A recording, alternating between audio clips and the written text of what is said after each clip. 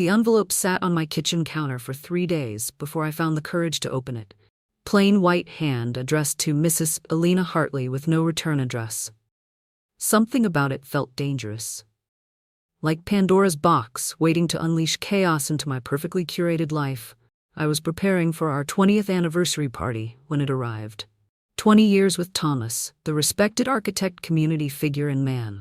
I'd built my entire adult life around the man who'd become increasingly distant over the past year, blaming long project deadlines and management obligations. That Tuesday morning, with our anniversary celebration just days away, I finally sliced the envelope open while sipping my morning coffee, the scent of expensive perfume wafted from the folded pages. My stomach twisted before I'd read a single word. Dear Mrs. Hartley. It began in elegant handwriting. You don't know me, but I've known your husband intimately for the past 11 months. The mug slipped from my hand, shattering against the Italian marble flooring. Thomas had insisted on during our recent renovation. Coffee splashed my bare legs, but I barely felt it. My eyes remained locked on the letter, 3 handwritten pages of detailed confessions from a woman named Brielle.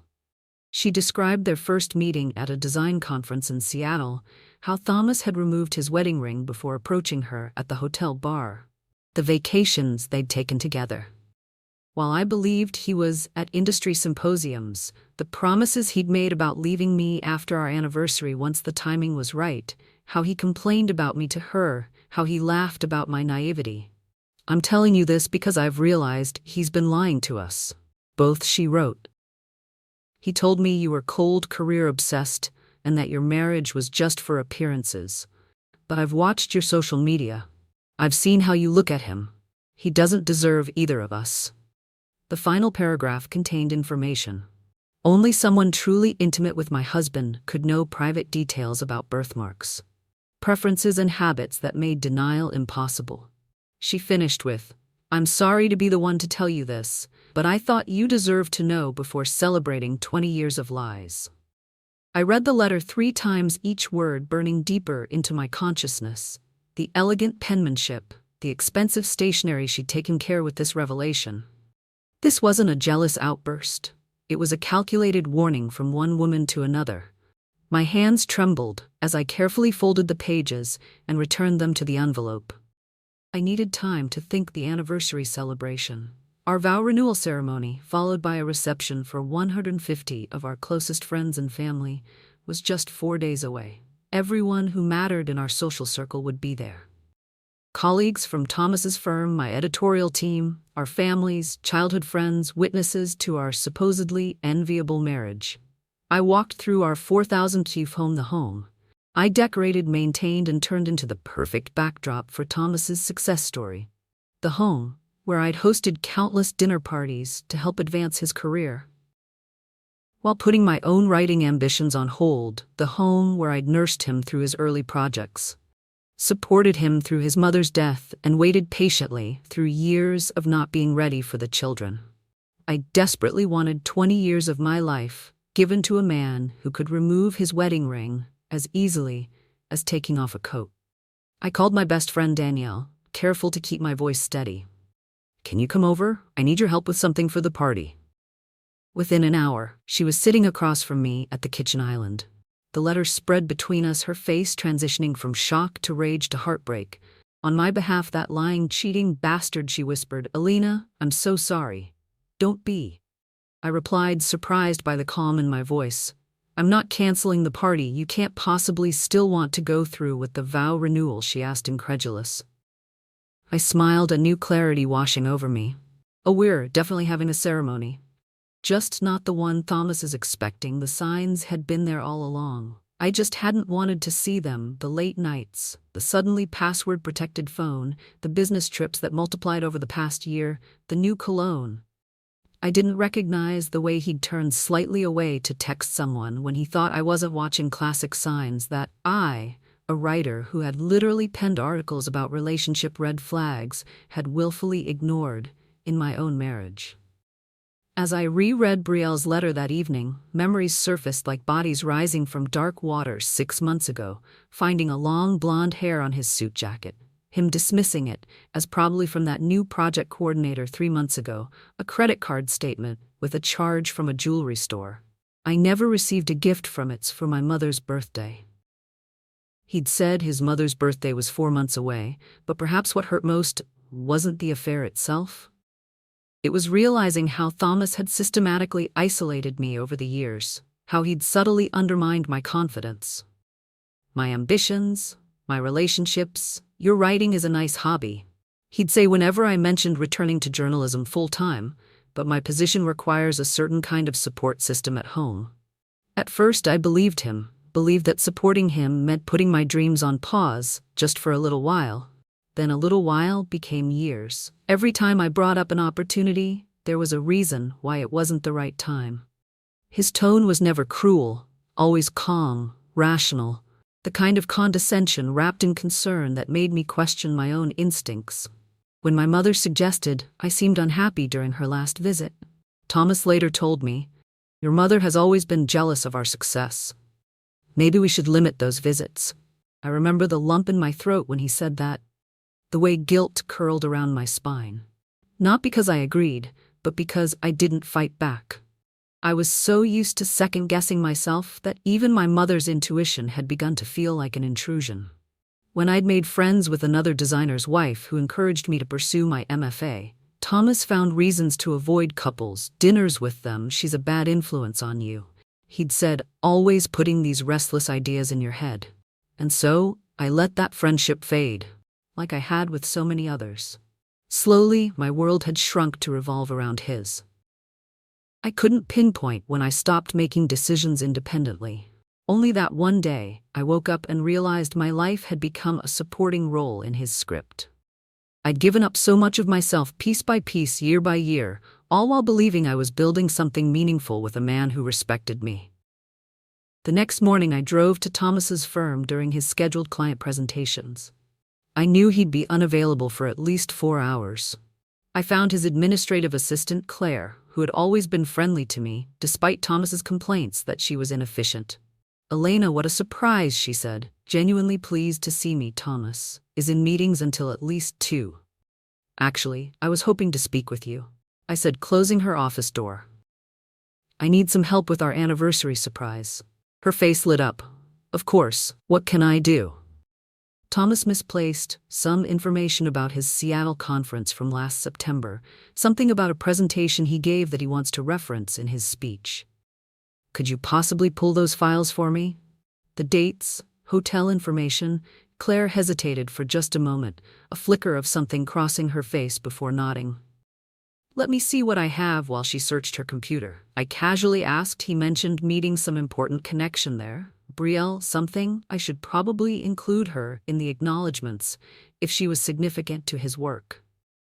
Claire's fingers froze over her keyboard. The pause was brief but telling. "I don't recall a Brielle," she said carefully, "but I can check the attendee list." I watched as she pulled up files, noting how she avoided my eyes.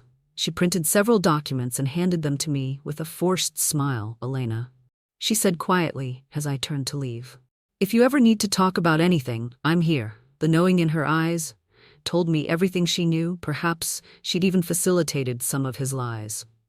But in that moment, I didn't feel anger toward her, just a hollow ache at how many people had quietly watched me live a lie.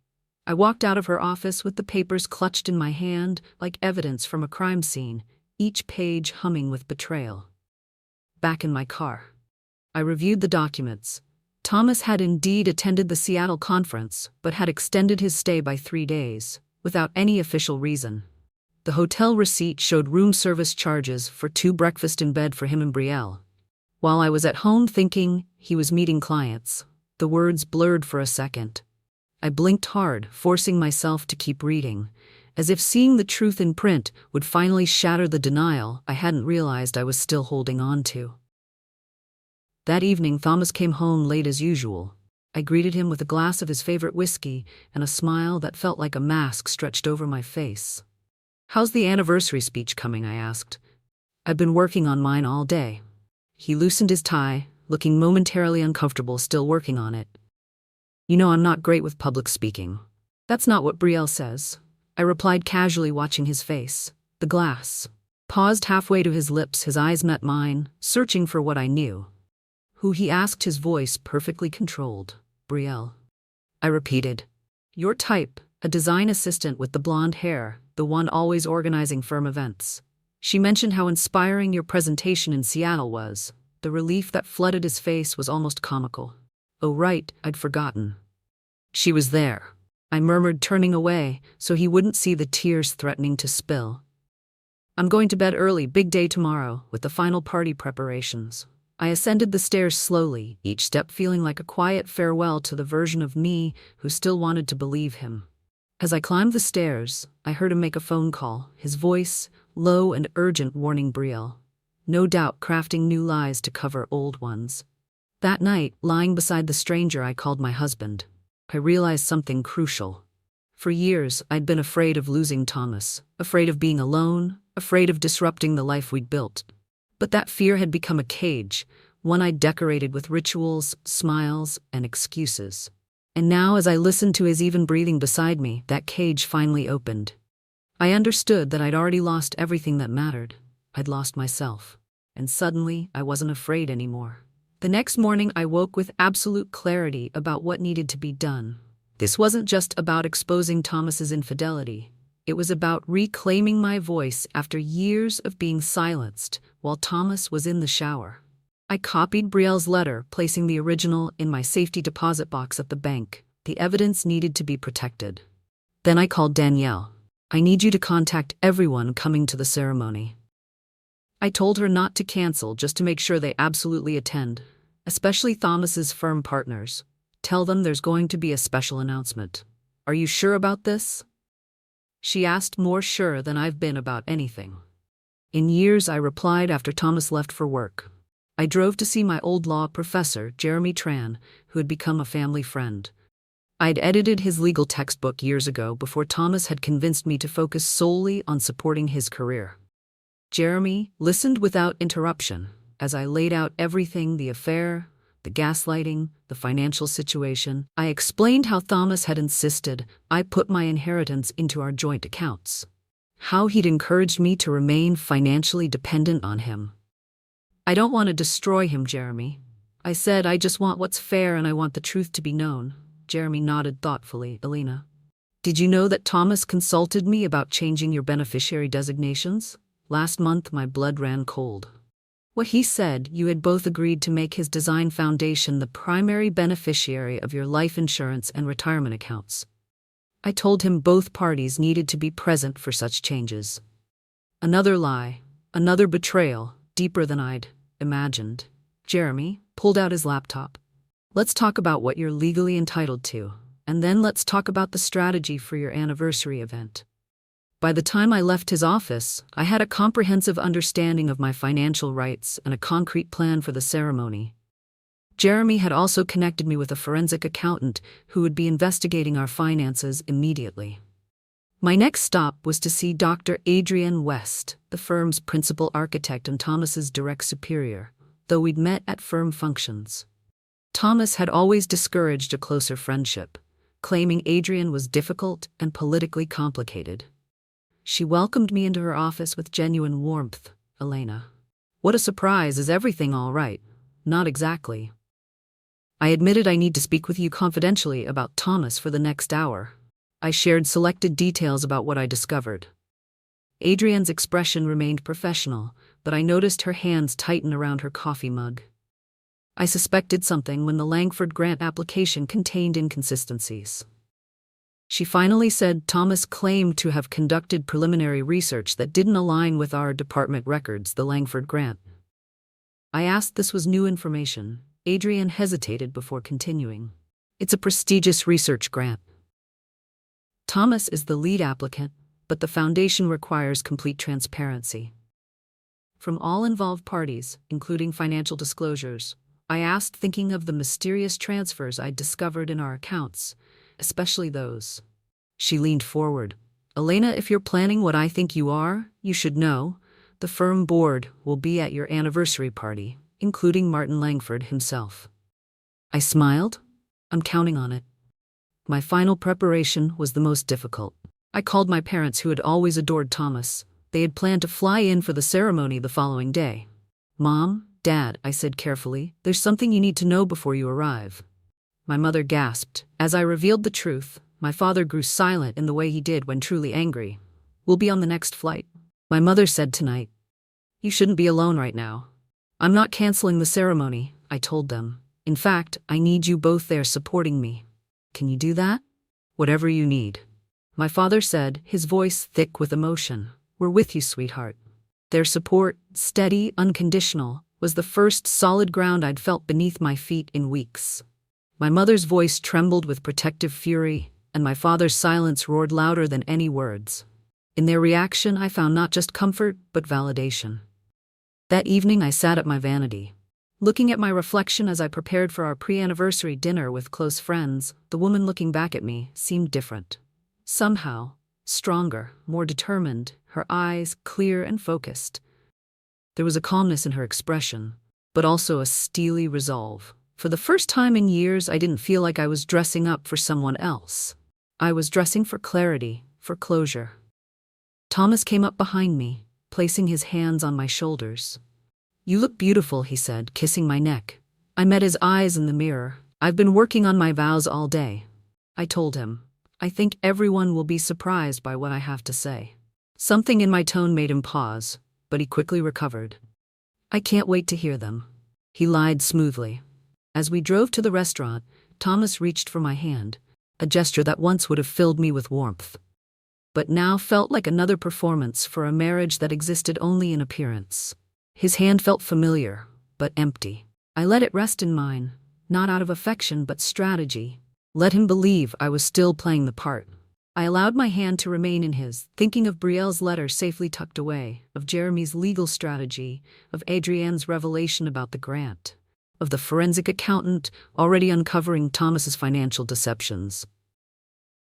"I love you," Thomas said, as we pulled into the restaurant parking lot. I turned to him with a smile that didn't reach my eyes. "I know exactly how much you love me," I replied, "and tomorrow everyone else will know too." The day of our anniversary dawned bright and clear, symbolic, I thought. Perfect visibility for the truth that had been hidden for so long. The ceremony was scheduled for 4:00 p.m. in the garden of the country club, where we'd held our wedding reception 20 years earlier. A renewal of vows before 150 witnesses, followed by dinner and dancing. Thomas had insisted on the extravagance. "We've earned this celebration," he'd said. The irony wasn't lost on me, celebrating 2 decades of love with a man whose betrayal had unraveled every vow we once made. My parents arrived at our house early that morning, my mother's eyes red-rimmed but determined. My father hugged me with unusual fierceness.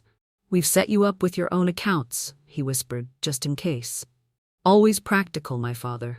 His presence steadied me, a quiet wall of strength that reminded me I wasn't doing this alone. Thomas was surprisingly attentive all morning, bringing me coffee, asking if I needed anything for the ceremony. I wondered if Brielle had warned him somehow, if he suspected what was coming, but his eyes showed only the usual self-absorption. The practiced charm he'd perfected over years of building his professional reputation. His calm facade, so well rehearsed, only deepened my resolve. I had played the accommodating wife long enough. Danielle arrived to help me prepare, bringing the makeup artist and hairstylist. As they worked, transforming me into the perfect picture of a devoted wife, I stared at my reflection. Unmoving, unreadable. I let them paint over the truth, knowing I would soon reveal it myself. Danielle confirmed that everyone, absolutely everyone, would be attending. The firm board, his architectural colleagues, even that project liaison he's been working with, she reported. And yes, Martin Langford confirmed personally. I nodded, meeting her eyes in the mirror. "And Brielle accepted the invitation this morning. She'll be there." My heart hammered against my ribs, but my resolve didn't waver. I took a deep breath and silently thanked the woman who, unknowingly, had lit the match that would burn the illusion to the ground. At 3:30, we arrived at the venue. Thomas went ahead to greet guests while I remained in the bridal suite, ostensibly for final touches. In reality, I was reviewing the evidence. I'd compiled the letter, financial records, text messages I'd recovered from our shared cloud account that Thomas had forgotten. I could access. At precisely 4 p.m., the music began. I walked, alone, down the garden path toward the flower-covered arch, where Thomas waited, smiling confidently. Our guests were seated in elegant white chairs on either side of the aisle, their faces bright with celebration. I scanned the crowd as I walked. There was Martin Langford in the third row, Adrienne West beside him, Thomas's design team, the firm board. And there, in a discreet seat toward the back, a stunning blonde woman whose face I recognized from carefully hidden photos on Thomas's secondary email account, Brielle. Our officiant, a judge who was Thomas's golf partner, smiled benevolently as I took my place opposite my husband. Thomas reached for my hands, his eyes conveying nothing but adoration, the perfect performance.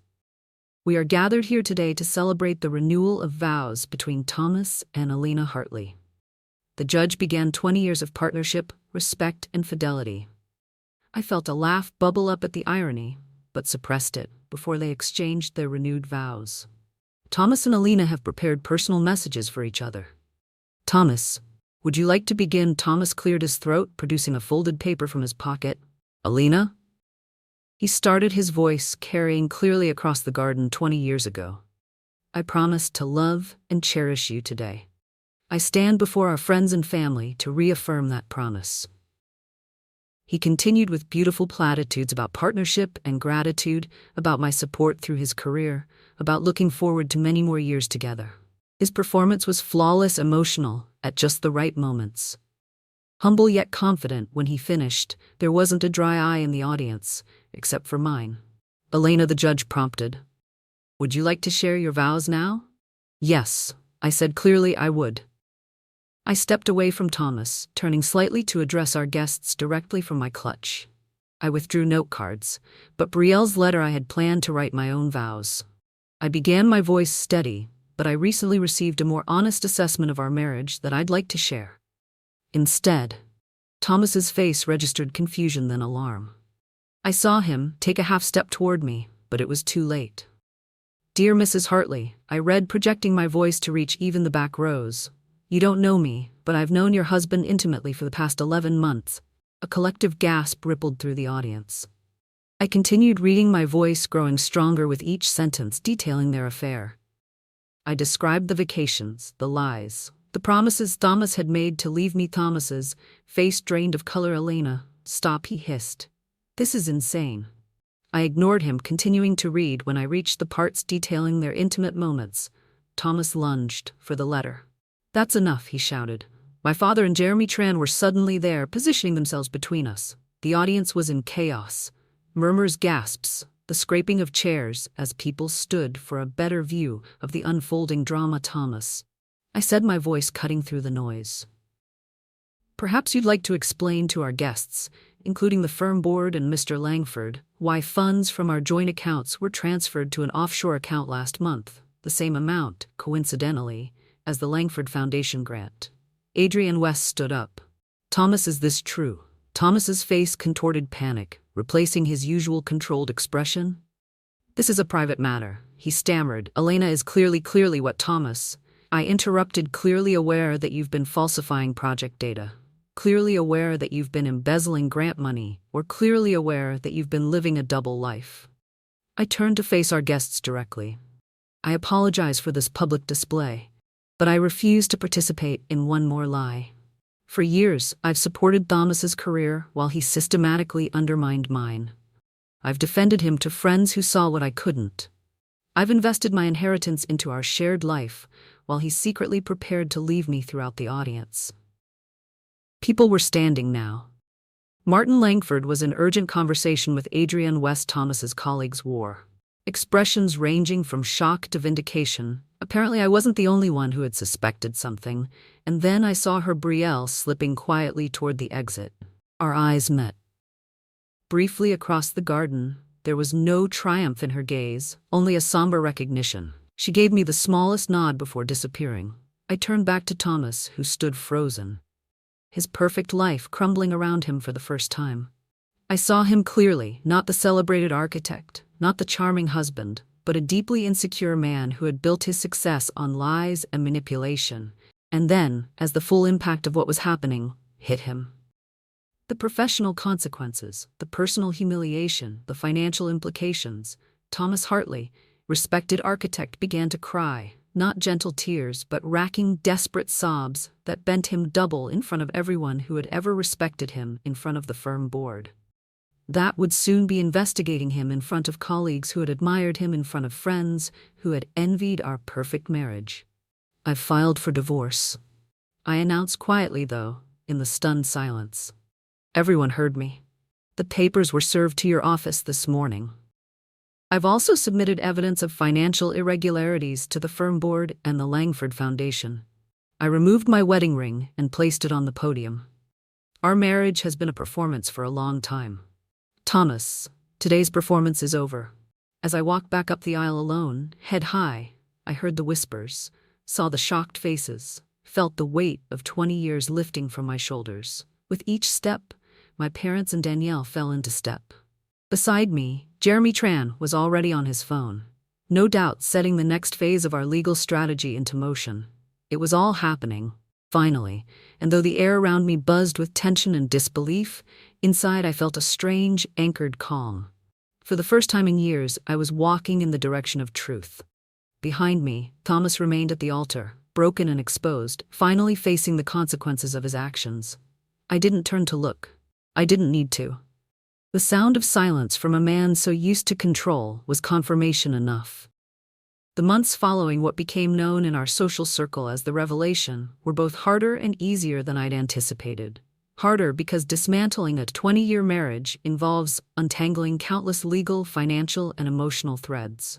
Easier because with each thread severed, I felt more genuinely myself than I had in decades. Letting go hurt, but clinging to the illusion had hurt far more. The divorce proceedings moved swiftly. Thomas, desperate to minimize further damage to his reputation, agreed to a generous settlement. The firm board launched a full investigation into his project and financial activities, resulting in his suspension pending review. The Langford Foundation withdrew their grant consideration and initiated their own audit.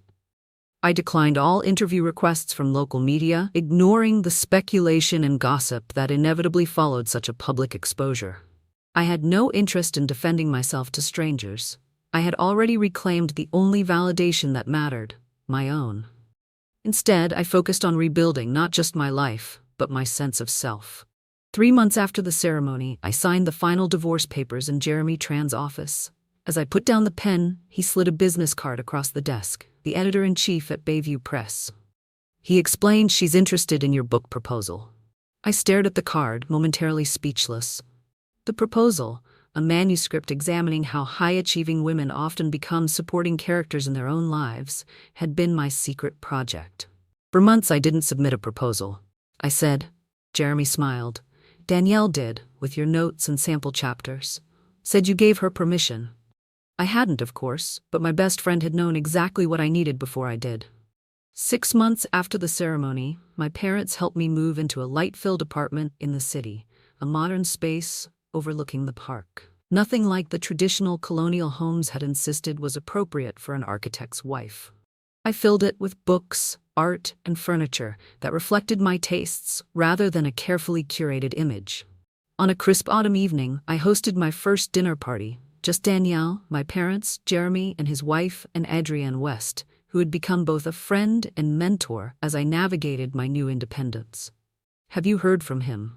Adrienne asked quietly, as we stood on my balcony after dinner. I shook my head, not directly. "His lawyer says he's taken a position at a firm in Phoenix and Brielle." I smiled slightly. "She sent me an email. She's back in Chicago working on her PhD. She apologized again." "Do you forgive her?" Adrienne asked. I considered this. "I think I do. She was deceived too in her way, and she did the right thing." In the end, the truth was my anger had mellowed into something closer to gratitude. Brielle's letter had been the catalyst for my freedom, painful but necessary. 1 year after the revelation, my book was published to critical acclaim the morning it hit the bestseller list. I received a small package at my door. Inside was a vintage fountain pen with a note that read simply, "For signing your next contract." Some endings are really beginnings. It wasn't signed, but I recognized Brielle's handwriting. That evening, I sat on my balcony watching the sunset paint. the city gold. I thought about the woman I'd been a year ago, desperately trying to preserve a marriage that existed only in appearance, sacrificing my own ambitions and identity for a man who had never truly seen me. I thought about the moment I stood up in front of everyone and reclaimed my voice by reading that letter. The moment when years of quiet submission had transformed into strength. My phone rang, my literary agent calling with news of foreign rights sales for the book there. "Calling you the voice of a movement," she said excitedly. "Women everywhere are responding to your story." After we hung up, I remained on the balcony watching nightfall over the city in the distance. I could see the firm where Thomas and I had attended countless fundraisers and galas, where I'd smiled perfectly while being introduced as Mrs. Hartley. Now I was simply Elena, author, woman, survivor, the protagonist of my own story. I raised my wine glass in a silent toast to Brielle, wherever she was, to the letter that had shattered my illusions and set me free. Some truths once spoken can never be unheard. Some letters once read change everything, and sometimes watching someone cry in front of everyone is the first step toward your own healing.